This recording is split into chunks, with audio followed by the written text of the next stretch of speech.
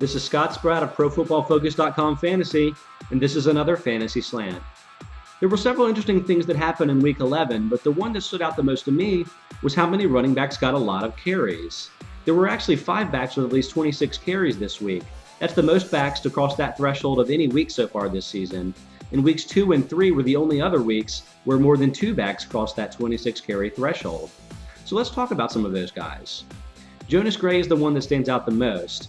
He took his 38 carries from the Patriots to 4 touchdowns and a dominant running back performance over the Colts on Sunday night. This is the same team that had LeGarrette Blount have 4 touchdowns in the playoffs last season, so you could just wish from a fantasy perspective that the Patriots were playing the Colts every week. However, they can't play the Colts every week, so down the stretch, you're going to be plagued by the same inconsistencies. Both Gray and Shane Vereen are probably top 25 running backs the rest of the way, but in the fantasy playoffs, it can be still difficult to rely on either player because those zeros that they occasionally give will end your fantasy season quickly.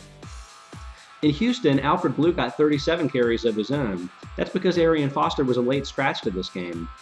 You really need to handcuff Alfred Blue to Arian Foster if you haven't, if that's still an option at all. I would trade quite an asset for him because clearly Blue is the one that's going to get that work in Foster's absence. However, Blue is not the same type of dynamic player Foster is. For the season, Arian Foster has 2.99 yards after contact per attempt. That's the third best among all qualified backs. Compare that to 2.16 yards after contact per attempt for Blue. That's only 33rd of 51 qualified runners. The workload means that Blue would be a top 10 back if Foster was out, but he isn't the top 3 player that Foster is when he's in the mix. Now, the most interesting player here may be Trey Mason, who had 29 carries for the Rams.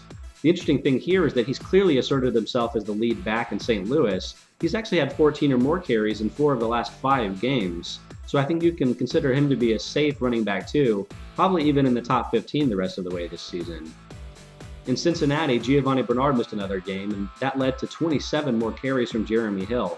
Hill has been great in fantasy with Bernard absent, but Bernard should be back next week or sometime soon, and that could lead to some frustration for owners. I tend to think that Bernard will reassert himself as the primary back here. As effective as Hill has been, 2.65 yards after contact per attempt, Bernard has been pretty much as effective this year, 2.67 yards after contact per attempt. Plus, Bernard does a lot of other things, like be dynamic in the passing game, that makes him a more versatile player. So I'd say 60% of the workload to Bernard going forward and most of the passing work.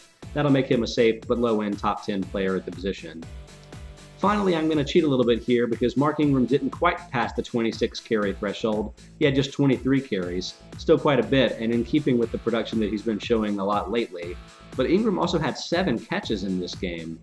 And it seems weird. I mean, he had only had 35 catches in 3.5 years of his career, but that was on 7 targets, and he had 5 targets in week 10 as well.